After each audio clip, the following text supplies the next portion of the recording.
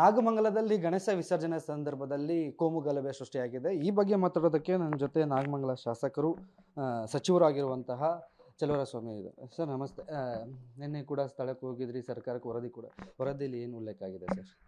ಇನ್ನೂ ನನಗೆ ವರದಿ ಸರ್ಕಾರಕ್ಕೆ ತಲುಪಿಲ್ಲ. ಜಿಲ್ಲಾಧಿಕಾರಿಗಳಿಗೆ ಆಗಿರ್ತಕ್ಕಂಥ ಏನು ಡ್ಯಾಮೇಜಸ್ ಇದೆ ಅಂಗಡಿಗಳಲ್ಲಿ ಅಥವಾ ಬೈಕು ಅವೆಲ್ಲವನ್ನು ಪಟ್ಟಿ ಮಾಡಿ ಎಷ್ಟು ಆರ್ಥಿಕವಾಗಿ ನಷ್ಟ ಆಗಿದೆ ಯಾರ್ದು ಅನ್ನೋದನ್ನು ಡೀಟೇಲ್ ತೊಗೊಂಡು ಪಟ್ಟಿ ಮಾಡಿ ಕಳಿಸ್ಲಿಕ್ಕೆ ಹೇಳಿದ್ದೀವಿ. ಮುಖ್ಯಮಂತ್ರಿಯವರು ಸಹ ಜಿಲ್ಲಾಧಿಕಾರಿಗಳಿಗೆ ಸೂಚನೆ ಕೊಟ್ಟಿದ್ದಾರೆ, ನಾನು ಕೊಟ್ಟಿದ್ದೀನಿ. ಬಹುಶಃ ಇನ್ನೂ ತಲುಪಿಲ್ಲ. ಬಂದ ತಕ್ಷಣವೇ ಮುಖ್ಯಮಂತ್ರಿಗಳ ಜೊತೆ ಚರ್ಚೆ ಮಾಡಿ ಅದಕ್ಕೆ ಪರಿಹಾರ ಒದಗಿಸ್ತೀವಿ. ಪರಿಹಾರದ ಒಂದು ಪ್ರಶ್ನೆ ಆಯಿತು ಅಂದರೆ, ಮತ್ತೊಂದು ಅಲ್ಲಿ ಕೋಮು ಗಲಭೆಗೆ ಕಾರಣ ಆದವ್ರನ್ನ ಬಿಟ್ಟು ಗಣೇಶ ಕೂರಿಸಿದವ್ರನ್ನೇ A1 ಇಂದ A23 ಆರೋಪಿಗಳನ್ನ ಮಾಡಿದ್ದಾರೆ. ಸರ್ಕಾರ ಎಲ್ಲೋ ಓಲೈಕೆ ಮಾಡೋದಕ್ಕೋಸ್ಕರ ಈ ರೀತಿ ಮಾಡ್ತಿದೆ ಅಂತ ಆರೋಪಗಳು ಕೇಳಿ ಬರ್ತಿರುವಂಥದ್ದು. ಒಂದೇ FIRಲ್ಲಿದ್ದಾರೆ, 44 ಜನ ಅರೆಸ್ಟ್ ಮಾಡಿದ್ದಾರೆ. ಅದರಲ್ಲಿ ಮುಸ್ಲಿಮ್ಸು 20-25 ಜನ ಇದ್ದಾರೆ, ಇವರು ಒಂದು 25 ಜನ ಇದ್ದಾರೆ. ಯಾರನ್ನು ವಿಂಗಡಿಸೋ ಪ್ರಶ್ನೆ ಇಲ್ಲ. ಯಾರು ಇದಕ್ಕೆ ಕಾರಣಕರ್ತರಿದ್ದಾರೆ ಎಲ್ಲ ತಗೊಂಡಿದ್ದಾರೆ.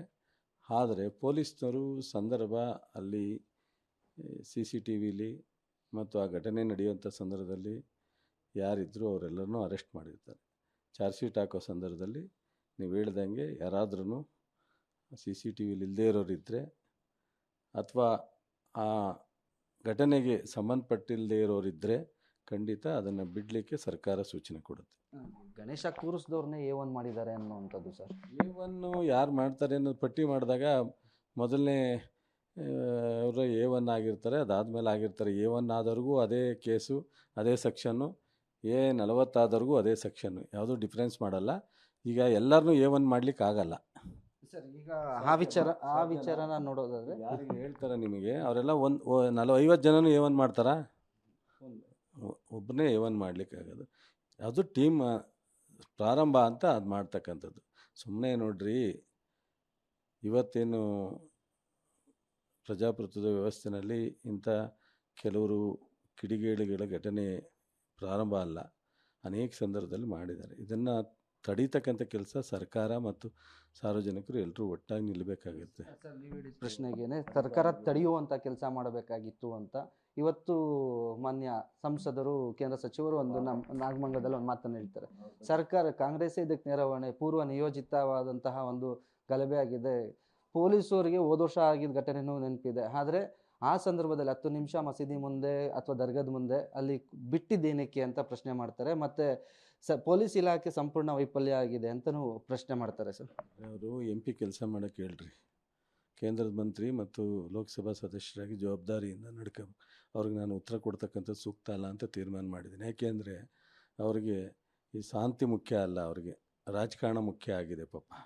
ಅಂಥವ್ರಿಗೆ ನಾವು ಉತ್ತರ ಕೊಡ್ತಕ್ಕಂಥದ್ಕಿಂತ ಉದಾಸೀನ ಮಾಡ್ತಕ್ಕಂಥದ್ದೇ ಸೂಕ್ತವಾದದ್ದು. ಸರ್, ಮತ್ತೊಂದು ಮಾತು ಹೇಳ್ತಾರೆ, ಉತ್ತರ ಕೊಡಲೇಬೇಕಾದಂಥ ಪ್ರಶ್ನೆ. ಯಾಕಂದರೆ ಈ ಹಿಂದೆ ವೀರೇಂದ್ರ ಪಟೇಲ್ CM ಆಗಿದ್ದಾಗ ಚನ್ನಪಟ್ಟಣ ರಾಮನಗರದಲ್ಲಿ ಇದೇ ರೀತಿ ಬೆಂಕಿ ಹೆಚ್ಚೋ ಕೆಲಸನ ಕಾಂಗ್ರೆಸ್ ಪಕ್ಷದವರೇ ಮಾಡಿದರು.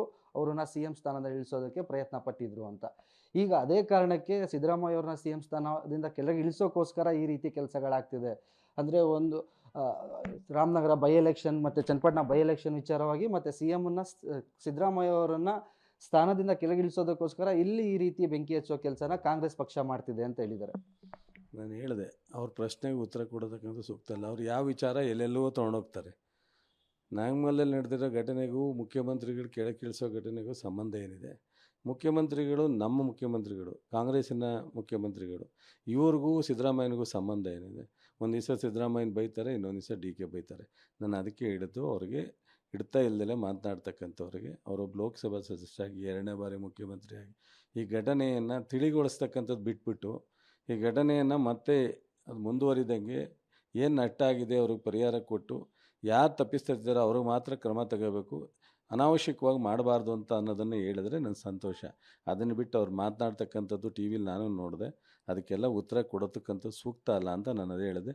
ನಮ್ಮ ಮುಖ್ಯಮಂತ್ರಿಯನ್ನು ಇವರ ಅಡ್ವೈಸ್ ತೊಗೊಂಡು ನಮ್ಮ ಪಕ್ಷ ತೀರ್ಮಾನ ಮಾಡುವಂಥ ಅವಶ್ಯಕತೆ ಏನಿಲ್ಲ. ಸರ್, ಮತ್ತೊಂದು ಪೊಲೀಸರ ವೈಫಲ್ಯ ಎದ್ದು ಕಾಣಿಸ್ತಿದೆ. ಈಗ ಇನ್ಸ್ಪೆಕ್ಟರ್ನ ಕೂಡ ಸಸ್ಪೆಂಡ್ ಮಾಡಿರುವಂಥ ಕೆಲಸ ಆಗಿದೆ. ಒಂದು ಪರಮೇಶ್ವರ್ ಅವರು ಗೃಹ ಸಚಿವರು ಮಾತಾಡ್ತಾ ಒಂದು ಮಾತಾಡ ಆಕಸ್ಮಿಕವಾಗಿ ಆಗಿದೆ ಅಂತ, ಬಟ್ FIR ಅಲ್ಲಿ ಅತ್ಯಂತ ದೊಡ್ಡ ಗಲಭೆ ಅಂತ, ದೊಡ್ಡದಾದ ಗಲಭೆ ಅಂತ ಮೆನ್ಷನ್ ಆಗಿರುವಂಥದ್ದು. ಗೃಹ ಸಚಿವರು ಅಲ್ಲಿಗೆ ಬಂದಿರಲಿಲ್ಲ, ನಾನು ಹೋಗಿದ್ದೆ, ನಮ್ಮ ಜಿಲ್ಲಾ ಉಸ್ತುವಾರಿ ಸಚಿವರು ಹೋಗಿದ್ದಾರೆ, ಅದನ್ನು ನೋಡ್ಕೊಂಡು ಬರ್ತಾರೆ ಅಂತ ಹೇಳಿದ್ದಾರೆ. ಆ ಸಂದರ್ಭದಲ್ಲಿ ಅವರು ಇದೊಂದು ನಡಿಬಾರದಂಥ ಘಟನೆ ನಡೆದಿದೆ ಅನ್ನೋದನ್ನು ಹೇಳೋ ಸಂದರ್ಭದಲ್ಲಿ ಆಕಸ್ಮಿಕ ಅಂದಿದ್ದಾರೆ. ಸೊ ನಾನು ಅವ್ರಿಗೆ ಮಾತನಾಡಿದ್ದೀನಿ. ಸೊ ಮತ್ತು ಆ ಒಂದು ಘಟನೆ ಏನಿದೆ ಅದಕ್ಕೋಸ್ಕರನೇ ಇನ್ನೊಂದು ಸ್ವಲ್ಪ ಹೆಚ್ಚಿನ ಜವಾಬ್ದಾರಿ ತಗೋಬೇಕಾಯಿತು ಆ ಸ್ಥಳೀಯ ಪೊಲೀಸ್ ಅಧಿಕಾರಿಗಳು ಅನ್ನೋ ಕಾರಣಕ್ಕೇ ಸೊ ಇಲಾಖೆಯ ಮುಖ್ಯಸ್ಥರು ಅಮಾನತನ್ನು ಗಳಿಸಿದ್ದಾರೆ. ಸೊ ನಾವು ಕುಮಾರಸ್ವಾಮಿಯವರಾಗಲಿ ಇನ್ನೊಬ್ಬರಾಗಲಿ ಹೇಳಿಕೆ ಅಥವಾ ಅವ್ರು ಹೇಳಿ ನಾವು ಮಾಡೋವಂಥದ್ದಲ್ಲ, ಇದೆಲ್ಲ ಸರ್ಕಾರ ಜವಾಬ್ದಾರಿಯುತವಾಗಿ ಮಾಡಬೇಕಾಗತ್ತೆ, ಅದನ್ನು ಮಾಡಿದ್ದೀವಿ. ಸೊ ಅವರು ಇವತ್ತೇನು ಅಷ್ಟೇನಲ್ಲ ಅವ್ರು ಮಾತನಾಡೋದು, ನಿಮಗೂ ಗೊತ್ತು ನಮಗೂ ಗೊತ್ತು, ಮಾತಾಡಲಿ ಬಿಡಿ, ಅವ್ರ ಬಗ್ಗೆ ಯಾಕೆ ಪ್ರಸ್ತಾಪ ಮಾಡಿ. ಕಡೆಯದಾಗಿ, ನೀವು ಸ್ಥಳೀಯ ಶಾಸಕರು ಕೂಡ ಹೌದು, ಸಾಕಷ್ಟು ವರ್ಷಗಳಿಂದ ಅಲ್ಲೇ ಇದ್ದವರು. ಈ ರೀತಿ ಘಟನೆಗಳು ಆದಾಗ ನಿಮ್ಮ ಮನಸ್ಸಿಗೂ ಆಗೋದು, ಯಾಕಂದರೆ ಮಂಡ್ಯ ಜಿಲ್ಲೆ ಅಂದಿದ ತಕ್ಷಣವೇ ಒಂದು ರೀತಿಯಲ್ಲಿ ಹಿಂದೂ ಮುಸ್ಲಿಮ್ಸ್ ಎಲ್ಲ ಒಂದೇ ರೀತಿಯಲ್ಲಿ ಬದುಕ್ತಿದ್ದಂಥವ್ರು. ನಾಗಮಂಗಲದಲ್ಲಿ ಈಗ ಕೋಮು ಗಲಭೆ ಸೃಷ್ಟಿಯಾಗುವಂಥ ಒಂದು ಹೆಜ್ಜೆ ಹೋದ ವರ್ಷದಿಂದ ಶುರುವಾಗಿದೆ. ಅದನ್ನು ಶಾಶ್ವತವಾಗಿ ಹತ್ತಿಕ್ಕುವಂಥ ಕೆಲಸ ಯಾವ ರೀತಿ ಮಾಡೋದು? ಮುಂದೆ ಇದು ರಿಪೀಟ್ ಆಗದಂಗೆ ನೋಡ್ಕೊಳ್ಳಿಕ್ಕೆ ಏನೆಲ್ಲ ಬೇಕೋ ಎರಡು ವರ್ಗ ಜನಗಳನ್ನ ಶಾಂತಿಯಿಂದ ಇರುವಂಥ ವಾತಾವರಣ ನಿರ್ಮಾಣ ಮಾಡ್ತೀವಿ. ಇನ್ನು ಮುಂದೆ ಇಂಥ ಯಾವುದೇ ಸಂದರ್ಭ ಬಂದರೂ ಎಚ್ಚರಿಕೆ ವಹಿಸ್ತೀವಿ. ಇದಿಷ್ಟು ಶಾಸಕರಾಗಿರುವಂತಹ ಮತ್ತು ಸಚಿವರಾಗಿರುವಂತಹ ಚಲುವರಾಯ ಸ್ವಾಮಿ ಅವರ ಮತ್ತು ಕ್ಯಾಮ್ರಾ ಪರ್ಸನ್ ರವಿ ಜೊತೆಗೆ ಮಾರುತಿ, ಪಬ್ಲಿಕ್ ಟಿವಿ, ಬೆಂಗಳೂರು.